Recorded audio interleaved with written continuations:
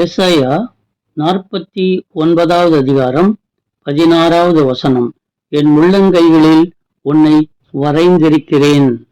உள்ளங்கைகளில் உன்னை வரைந்திருக்கிறேன் என்றால் என்ன அர்த்தம்? அவர் பரலோகத்திலிருந்து உங்களை பார்த்து கொண்டிருக்கிறார் என்று அர்த்தம். அவர் உங்கள் மனதின் சிந்தனையை தெரிந்தவர். சுய சித்தத்தோடு செயல்படுகிறவரா? நீங்கள் இவ்வுலகில் பெரியவர். பிசாசின் வஞ்சனைக்கு செவி கொடுப்பவரா?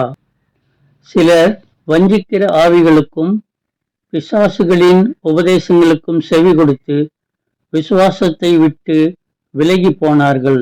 1 தீமோத்தேயு 4வது அதிகாரம் 1ஆம் வசனம். அவர் நம்மை பிசாசின் வஞ்சனையிலிருந்து மீட்க விரும்புகிறார். எல்லாரையும் மீட்கும் பொருளாக தம்மை ஒப்பு கொடுத்த மனுஷனாகிய கிறிஸ்து இயேசு அவரே.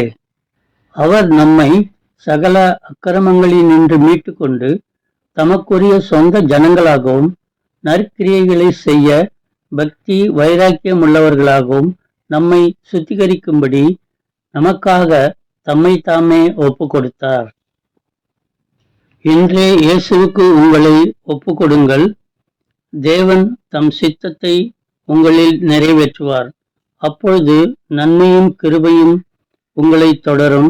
நீங்கள் சமாதானமாக வாழ்வீர்கள்.